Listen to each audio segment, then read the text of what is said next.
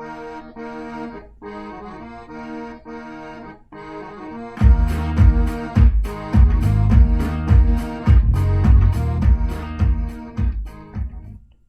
welcome to the Bar Down Hockey Show. I'm Josh Zachlis, here with Ethan Schmidt and Liesl Babica. It's been a while, Josh. It has been a while. It's been too long. It has been too long. It's been too long. That spring break, it really kills you for everybody. It really does. Everybody in different ways. Anyway. A lot of hockey over spring break. Yeah, definitely. But, we're going to have a half-an-hour show today, but I guarantee it's going to be shorter than the 8-period overtime game that happened this past week. That was insane. That was absolutely crazy. It is they set their record for the longest. They scored a goal with 2 minutes and 46 remaining in the 11th period. Yep, 8 overtimes. Isn't that nuts? And the shots on the goal or on the game were 96-93. And you make 94 saves and you lose a game. Could you imagine that? As a goalie, and I've never played hockey, but as a goalie, I make 94 saves. I'm not even mad. That is true. I wouldn't be mad either. So to break that down for you, that's 217 minutes and 14 seconds of play. Isn't that ridiculous? That's crazy. Could you imagine skating for that long, Ethan, since you used to play? Oh, no. Your legs would be rubber. I remember even when Nashville and San Jose last season went into triple overtime, and when Nashville scored, they all got off the bench and fell because their legs just gave out. But 8 overtimes, you gotta be they're just doing shifts every 20 seconds, and I'm sure both teams slowed down quite a bit because they were just tired. And you know what, Ethan? That wasn't even just one game. It was a game 5 of a 7-game series. Isn't that ridiculous? That's just nuts. I couldn't believe it. The international hockey is getting wild on us. It is. That game was longer than any NHL game that ever happened. The longest NHL game ever played was in Montreal on March 24th, 1936. Detroit and Montreal. And that wasn't even the Montreal Canadiens. That was the Montreal Maroons at the time. Yeah, and that game went into 6 overtimes, 176 minutes and 30 seconds of gameplay. Yeah. So let's stick a little bit with amateur hockey for a little longer. Let's talk about ASU. All 3 of us go to ASU, and they just got 2 huge recruits for their hockey team next year. Hockey team's still looking for a conference, but they've been able to find some players. Well, the first kid to commit for ASU hockey right now is Dominic Garcia, and he has been playing for the Aston Rebels for the NAHL right now. He is the 4th on the team in total points with 39, 11 goals and 20 assists. He's originally from Las Vegas, Nevada, and he is in the 2007. He recently played in 2017 NAHL Top Prospects Tournament, where he had 4 points in 2 games. Last year he was the recipient on his own team as the most improved player and hardest working player. So I think that's a big add-on for ASU hockey since they are losing a couple seniors this year. And our second recruitment is, pardon my butcher of names, even though everyone always butchers my name, is Philippe Bunsis, and he committed to ASU as well. He's originally from Riga, Latvia, and he's played for the Johnstown Tomahawks in Pennsylvania. He has 71 career points. He has 21 goals and 50 assists, and was named the first European captain of Johnstown hockey in history for them. He's 6'3", so he's a big kid, brings in some, power for ASU. And he also was in the World Junior Championship in Montreal and Toronto earlier this season for Latvia. So that's pretty exciting for him. So hopefully it will work out for both players and ASU will keep growing stronger. Well, I think Dominic Garcia brings a lot of athleticism and speed to the Sun Devils team, and then Philippe Bunsis bringing some more leadership for such a young team, playing captain for the Johnstown Tomahawks. Sun Devils really need young players to step up in leadership roles as the team's growing, and playing tough opponents every season. So good for them to find someone like that. So you said he's from Johnstown, Pennsylvania, right? Yes. So Well, not originally. Not That's where from- his. not That's where originally, he but that's where he plays. played. Yes. So friend of the Bar Down Hockey Show, Jeff Griffith, he actually knows a lot of youth people or youth players in Pennsylvania, and I believe Jeff writes for the State Press now. But maybe he can put us in touch with. Maybe that would be a pretty good deal. But we will keep you up to date on all of ASU's commits, and we will keep you continued further next season in 2017-2018. But let's switch over to the NHL now, the pros, and let's talk about some of the league leaders, at least in the offensive categories. Connor McDavid leads in points and assists. That's just incredible for a second-year player. You know, Connor McDavid, we've talked about it through our show for a while now. Just absolute difference maker. He's going to be a generational player.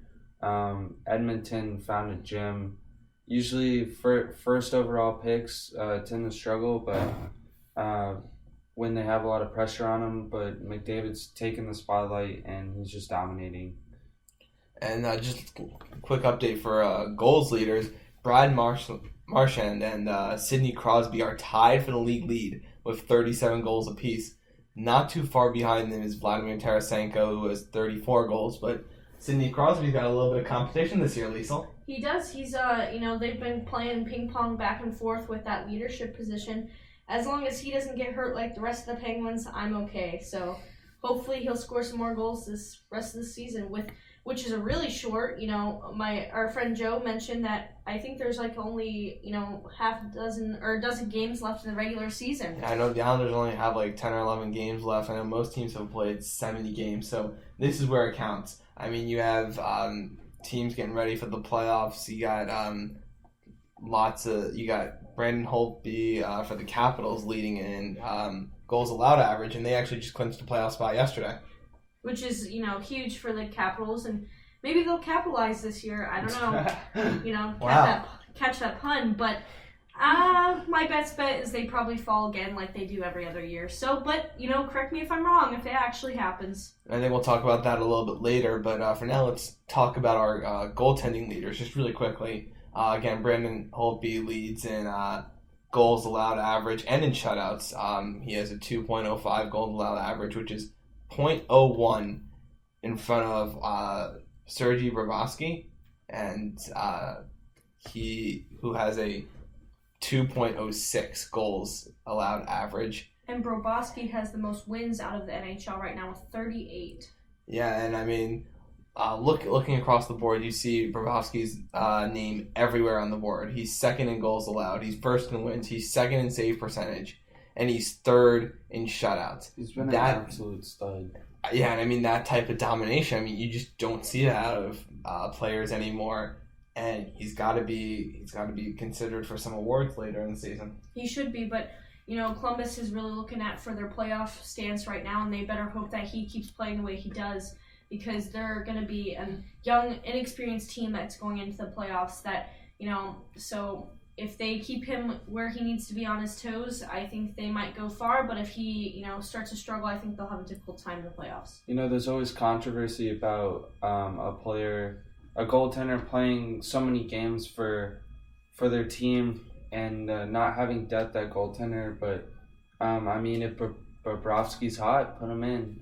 He's playing super well right now, and it shows. Columbus is in second place in the East, so pretty awesome that Columbus found somebody between the pipes that could be solid game in and game out. And he's had such a stellar season. He'll be up for the Vezina in the off season for sure.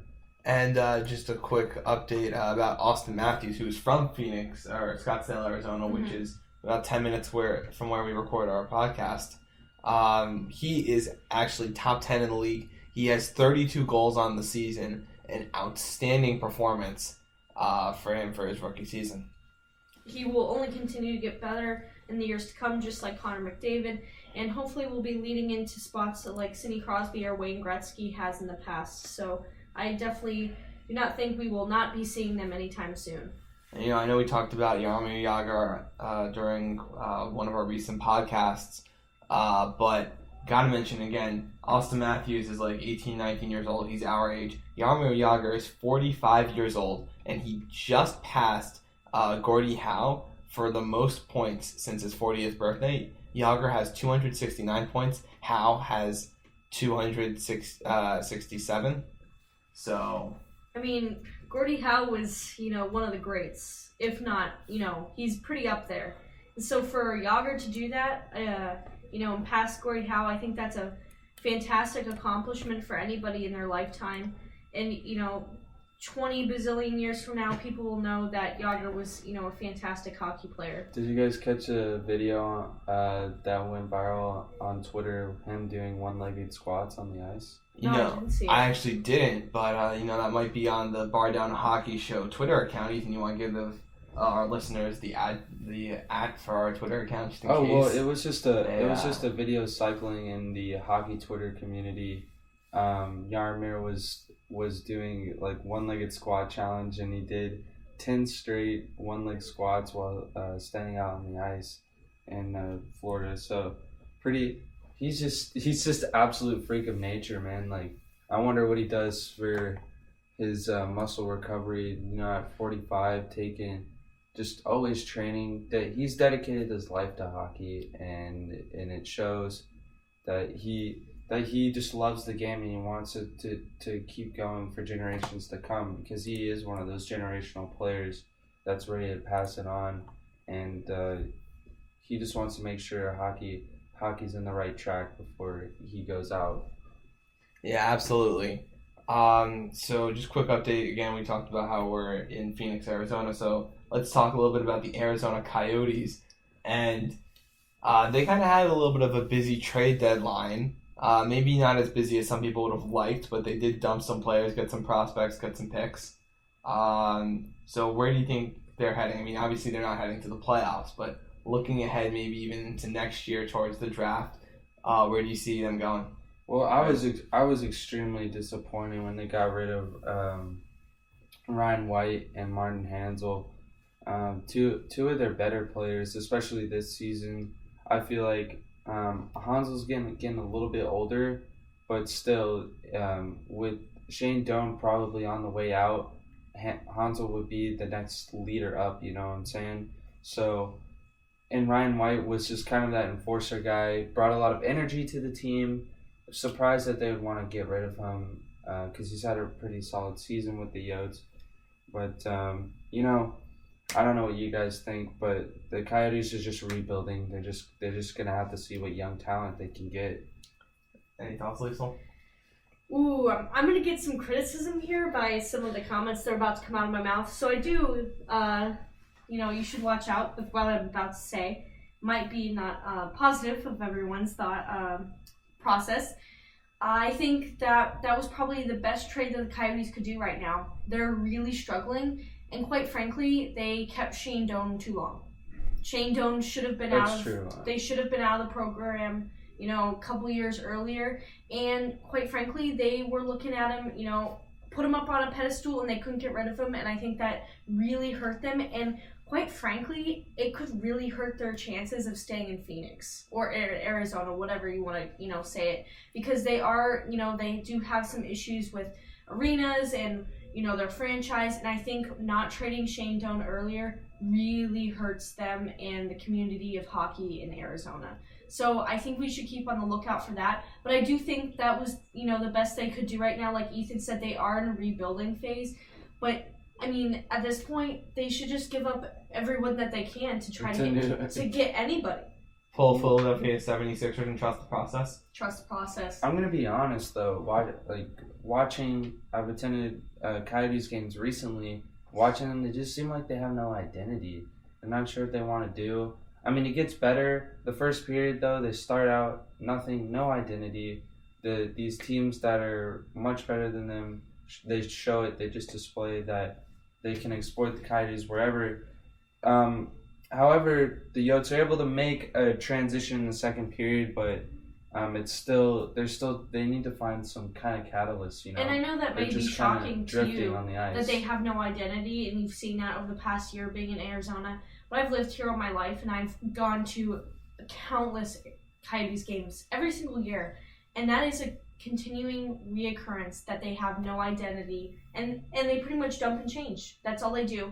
It could be. I mean, I was thinking maybe it's just because they're in Arizona, and like a lot of the fans really don't know a whole lot about No, hockey. I definitely agree. I don't know if you agree, but I agree. There's, I've been around my fair share of people at the Coyotes games who have no idea what they're talking about, which is really unfortunate. I'm glad they're there and paying the money to try to keep the Coyotes here, but at the same time, it's quite embarrassing to have a fan that doesn't understand what's going on. If you go pretty much anywhere else in the league, they know what's going on and they understand, the sport of hockey. I think that's not the only variable. I think there's tons of variables that we can always go into in a later date, but there's a lot of variables of why it's not working out, why they're struggling, why they have no identity. Well, there's enough criticism of upper management of the team, especially when it comes to the game and what they have to do for their future. And this whole stadium thing's a big distraction too, because that just takes away from the hockey part of the team. They are a hockey team. They gotta find players that can go in and on the ice and. I will give the credit to the owners right now. They are really trying to make a difference, and I have noticed that within the last half of the season that they're trying to go out there and they're trying to make a difference and try to keep the Coyotes here. And I think that has, been absent in years past, and I'm glad that's finally coming about. But I do think that, the Coyotes are trying to get rid of anybody they can to try to rebuild. So. Well, so that's a hot take. Yeah, Coyotes not the team to be right now, but you know who else isn't the team to be? The New Jersey Devils, who have lost 10 of their last 11. But on the flip side, because we do want to get into some winning hockey teams. Let's not keep this such a depressing show. Let's talk about some winning teams. The Calgary Flames, guys, 11 of their last 12, they've won. That's just incredible. They're hype right now. They're hype. They're hype. They're hype. They're going along. They're pretty lit. You know who's leading this? Johnny Gaudreau. I love that player. He's such a talent, and just watching him, he's a little spark. He's literally the flame of the Flames right now. The flame of the Flames. Yeah. But you shouldn't be too happy about him over there because. Calgary's one spot above Nashville for the wild card spot. Yeah, I was going to say, they just leapfrogged you guys. I'm becoming more objective. The Preds just need to get it together. I'm not gonna cry and drown in my tears on that one, but not like Jeff Griffith when Syracuse didn't get into the March. All right, he doesn't know hockey. He doesn't need to be a part of the show. Nah, he doesn't. But let's talk about. You did mention the wild card race in the Western Conference. It's a little bit more clear than it is in the Eastern. I mean, you got Calgary and the Predators fighting it out for the 1 and 2 wild card spot. You got the Kings in there, but the Kings are 6 points back of the Predators. They're 9 points back of the Flames.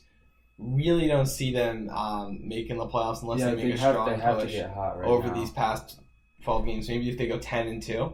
I mean, well, they just beat Buffalo on March 16th, and they take on Calgary on March 19th. So they have a tough game. That might be an L today. Yeah. That might be an L.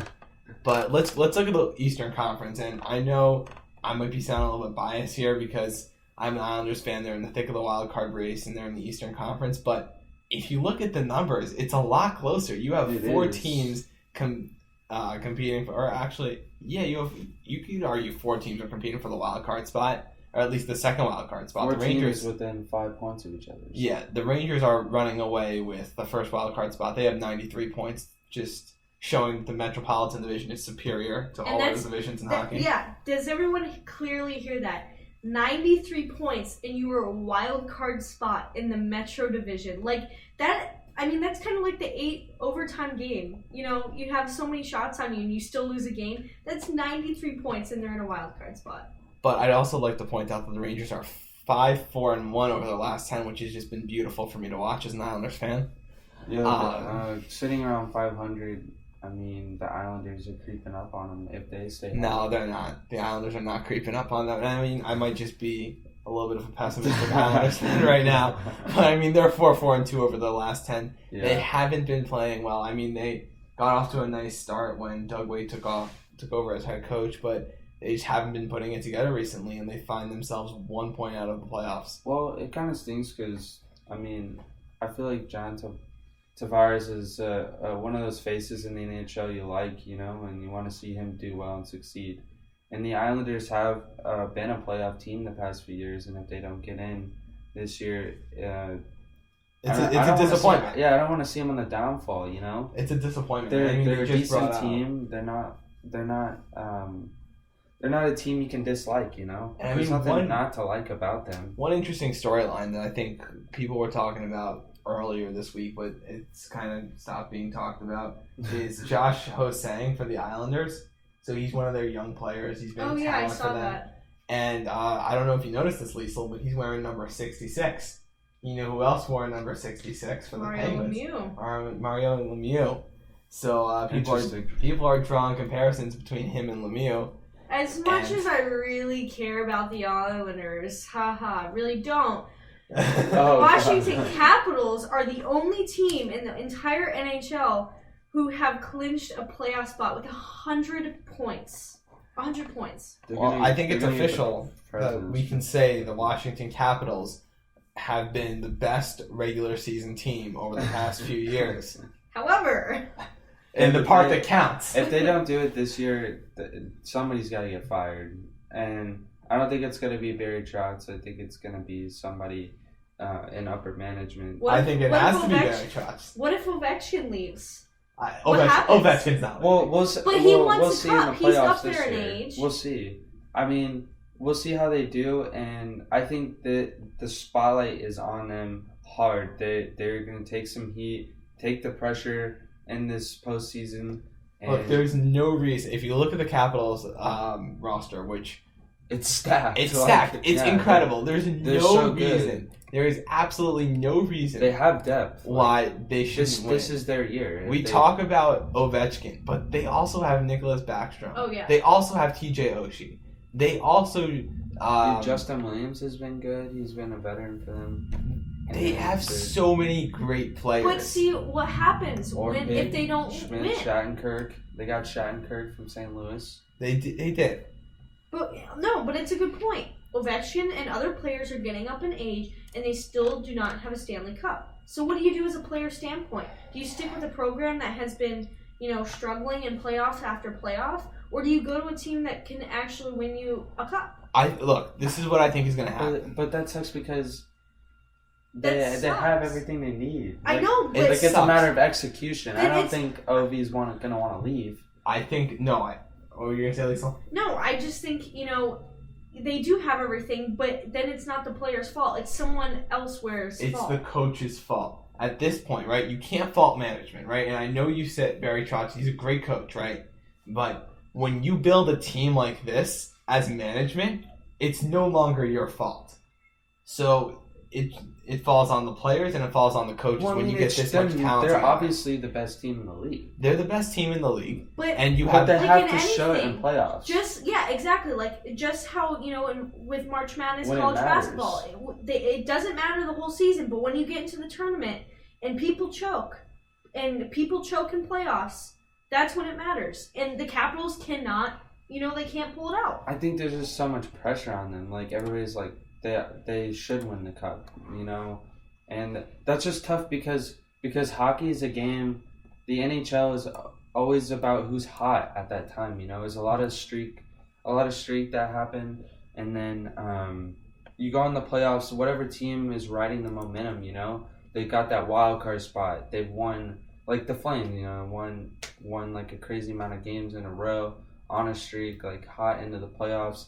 Those are the teams that usually roll, and it sucks if the Capitals have to play a dangerous catalyst team like that, Oh yeah, I definitely agree. Like that's their kryptonite. They play a team that's just on a roll, and it's tough for them. And that's what happens. What winds up happening is the Capitals get the number 1 seed. And what happens in hockey is usually the 8th seed or the 7th seed is up for grabs. It's always up for grabs. Who's going to get it? Who's going to... and it's always a team that just rides a hot wave into the playoffs. And no pressure. And no then, pressure on them. And then they push the Capitals to 6 or 7 games, which everyone agrees shouldn't happen. And then the Capitals are a little bit more gassed for the next round because they've played 6 or 7 games and they had an amazing regular season and everyone expected them to sweep the 8th But seed. that, you know what that comes back down to is it's the players. I mean, everyone wants to beat the best team in hockey, right? And it could come down to some kind of leadership. It does. I think it comes down to coaching. I'm going to say coaching and players. Before Barry came in, the Capitals were doing this. No, they the season or two before Barry came. They weren't doing this, but if you look at the players they had then and look at the players they have now, it's clearly better you players. see what Barry Trotz was able to do with Nashville without any, not even close to the talent that the Capitals have now. And he was able to get them to the second round. If these people from the Capitals and there's no leadership and they don't pull their heads out of their butts, Calgary will turn around and beat them. That's the reality. Well, Calgary's in the Western Conference. Yeah. I'm just struggling. A team like Calgary. But let me ask you this, right? Yeah. So Nashville hasn't won a cup yet, right? But Trotz did really well there. He's done really well. He built the franchise out of it. He's done really well in DC. Well, look at the just crossing sports real quick. This is their time. If they we're gonna have to go. Yeah, I know we're gonna have to. But what's the key? We're gonna have to analyze something if they don't do it. But what's the key? What's the key of them? They have to do it. They have everything. I think that when you think about it, what could you plug in? If they don't make it this year, I think it's a very similar situation that the Eagles had in the early 2000s when Andy Reid made like 3 or 4 consecutive NFC championships, but got them 0 Super Bowls. Nobody cares if you make 3 or 4 consecutive Eastern Conference Finals. If your name's not on the cup, it doesn't count. Yep, I agree. Well. But I think it really comes down to the players. It's in their lap. If they don't act like they want to win, then they won't win. They'll lose to a team that they shouldn't lose to. Well, it happens all the time. It does. The NHL playoffs are the best playoffs in my opinion, and they are. I'm really excited to see what happens. And we're almost out of time here, but I think we have enough time for us to just quickly maybe around the horn style go. What have you liked in the trade deadline? What have you not liked? Ethan, do you want to start us off? Give us one thing you liked, give us one thing you didn't like, and maybe throw in a reason. I really liked the Florida Panthers getting Thomas Vanek, and I talked about it earlier, my dislike, the Coyotes getting rid of Ryan White and Martin Hanzal, and especially the Coyotes have to pay 50% of Hansel's contract, so it's kind of bad for them. I know personally, I liked some of the moves the Capitals made. They got Shattenkirk from the Blues. They got some nice additions, and like we just said, this is their time. They've set themselves up for success. Let's see what they can do. What I didn't like, because I didn't like the Senators. I know I mentioned them before the trade deadline as a team to watch out for the playoffs. They didn't make all the moves that I wanted them to, so I would call them. I didn't like the moves they made. I would agree with the Senators. You know, they were on the streak that they needed to be, and they didn't make the moves that they needed to make at trade deadline. So I think that really hurt them. However, they have a future, and they continue to be better and better every year. I do, I'm sorry, Ethan, but I do like the trades that the Coyotes made, and I think they should have made a couple more. But you can only do so much. So. That's all we have time for today at the Bar Down Hockey Show. We will continue to keep giving you updates every single week. And once playoffs starts, we'll kind of, take things, zooming in on certain series games. And it might be March Madness now, and people are filling out their brackets. But, the Bar Down Hockey Show might be filling out some brackets come playoff time. And we'll see who wins that competition. Yeah. NCAA hockey is fun to watch, too, so... All right. Watch all this playoff hockey because it's coming at you full throttle. All right. So just wrapping up, I'm Josh Zaklis. You can follow me on Twitter at Josh Zaklis. That's JoshZaklis. And I'm Liesl Bauka, and you can follow me on Twitter at LIESL_LEE, Liesl_Lee. You can follow me at the Ethan Schmidt, and you can follow our Twitter page at BDH_show. And this is Bar Down Hockey.